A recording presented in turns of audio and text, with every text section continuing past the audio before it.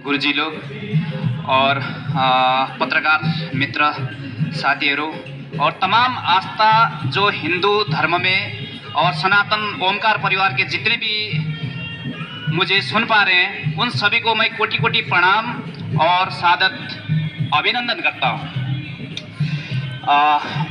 दिल्ली नेपाल हिंदू राष्ट्र पुनर्स्थापना मंच दिल्ली राज्य का सचिव होने के नाते अध्यक्ष जी ने मुझे कुछ कहने के लिए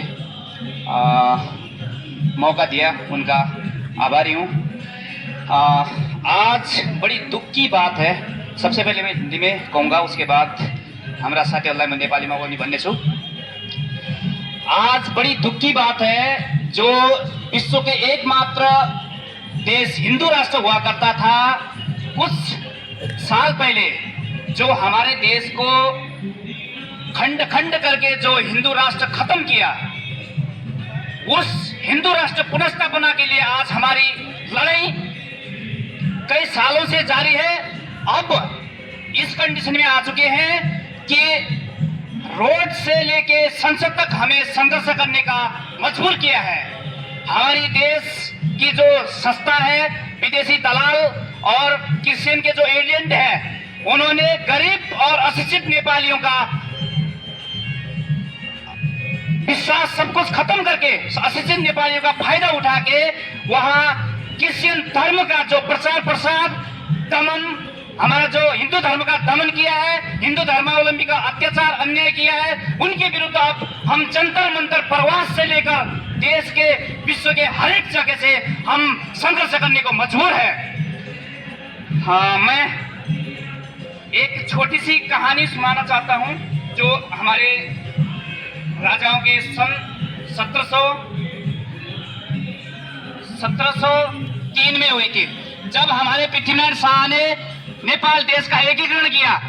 उसी टाइम से हमारे जो देश के हिंदू धर्म प्रति जो विदेशी दलालों ने नजर लगाई थी, सन 1703 में कैप्चुन पादरी के नाम से वेटिकन सिटी वहां से आए थे। उन्होंने कहा था कि एक गोरखा जो नेपाली है उनको तोड़ना बहुत मुश्किल है, हम इनको तोड़ेंगे लेकिन समय लगेगा। उन्होंने कहा कि इनकी कमजोरी क्या है। उन्होंने कहा हम इनकी कमजोरी पता करते हैं, उसके बाद जो हम नेपाल में ईसाई धर्म का प्रचार प्रसार करेंगे। उन्होंने विस्तार से उन्होंने वहां अपना मतलब पादरी स्कूल खोला। उन्होंने धर्म प्रचार के लिए वहां विभिन्न संघ संस्थाएं किया। उसके बाद जब पृथ्वीनारायण शाह को पता चला, उन्होंने वहां से ईसाई धर्म के जो भी पादरी थे उनको भगाने के लिए उन्हें एक मुहिम चला लिया।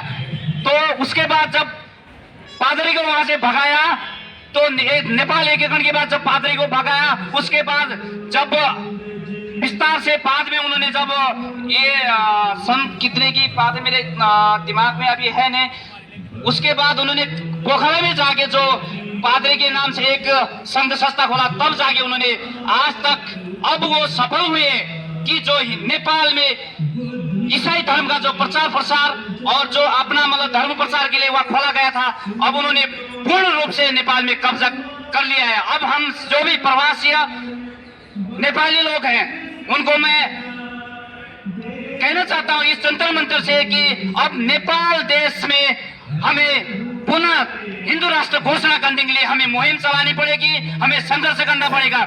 जिस प्रकार से हमारे देश में ईसाइयों ने पूरी तरह से संसद कब्जा किया, हमारे देश में गरीबों नेपाली जनता का फायदा उठाकर सेवा सुविधा के नाम से जिस प्रकार से उन्होंने धर्मांतरण विस्तार रूप से उन्होंने धर्मांतरण अभी चालू किया है, उसको रोकना पड़ेगा। यदि हमें नेपालियों के जीना है तो हमें सनातन धर्म को जगाना पड़ेगा, फिर से हमें हिंदू राष्ट्र घोषणा करनी पड़ेगी।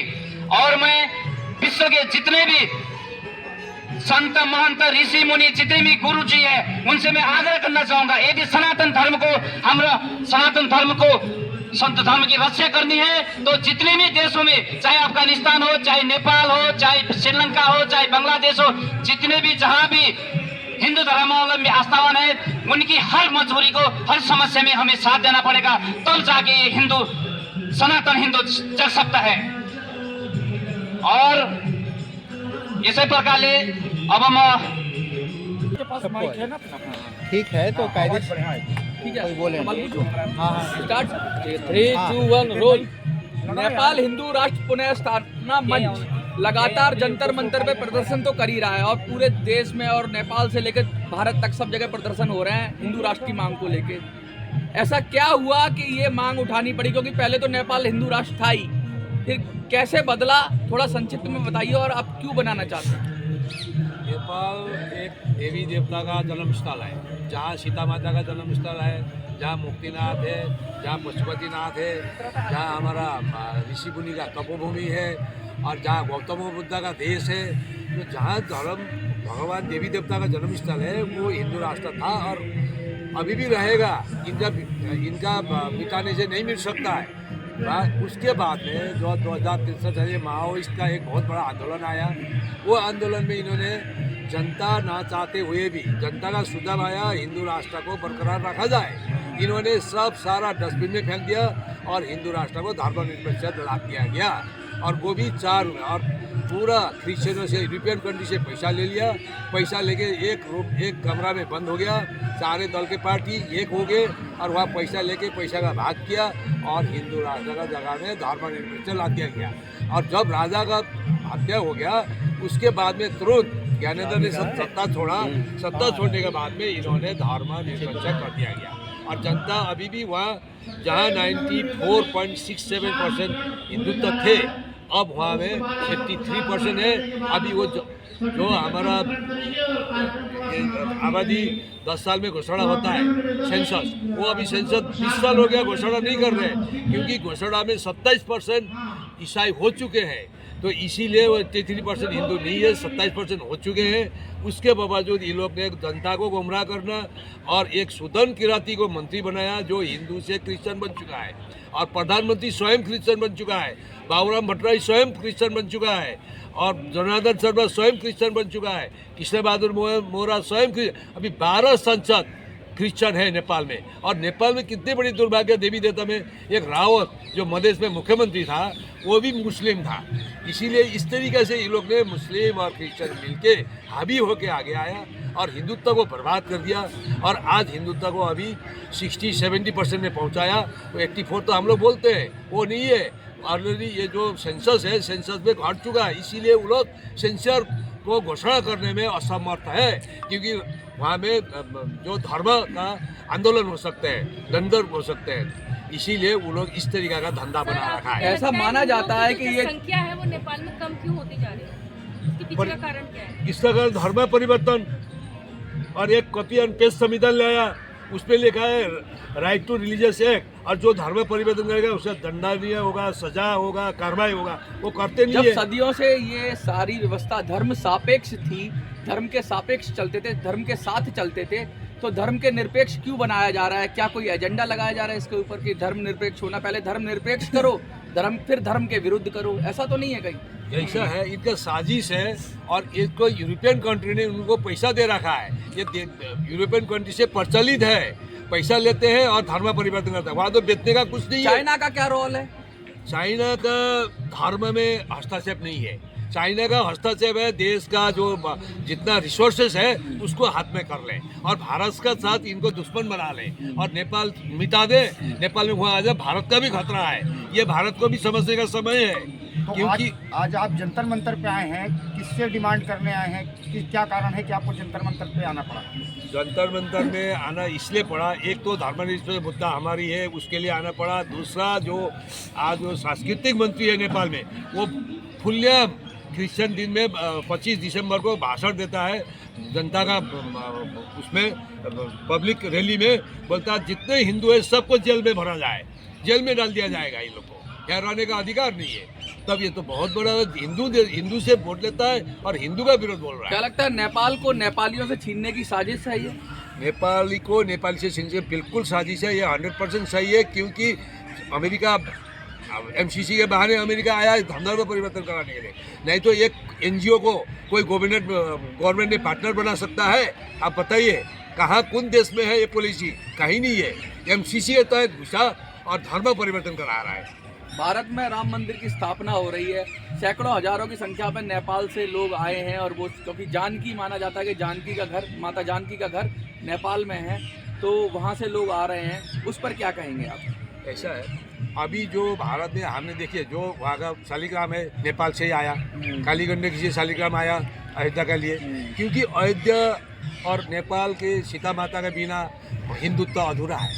ये आपको समझने का कोशिश करिए पहले, क्योंकि जहाँ राम है वहाँ सीता है, जहाँ सीता है वहाँ राम है। तो इसका मतलब जहाँ हिंदुत्व है वहाँ नेपाल हो, भारत हो, एक हो। संस्कृति है, संस्कृति से जुड़ा हुआ है। जब घर का बिना सीता घर बसा नहीं सकता है, बिना राम सीता का घर नहीं यहाँ पे आप बसा किससे सकता है। गुहार लगाने आए हैं? हाँ जी, यहाँ पे आप आप किससे किससे डिमांड कर रहे हैं? डिमांड कर रहे हैं? हम डिमांड ये कर रहे हैं, माननीय प्रधानमंत्री, हमारे शक्तिशाली प्रधानमंत्री नरेंद्र मोदी जी से बात करते हैं, नेपाल को हस्तक्षेप करके हिंदू राष्ट्र डिक्लेयर करो, ताकि इनका ये अराजकता जो फैला रहा है इसको दूर करो। तो क्योंकि ये भारत और नेपाल का एक संबंध है, और भारत का ज़्यादा बेस करता है नेपाल में राजनीति कैसा किया जाए, वो भारत से बेस करता है, आधार भारत से होता है। इसलिए ये करना बहुत ज़रूरी है। इसको हम करते हुए हम प्रधानमंत्री को ये ज्ञापन भी दे रहे हैं,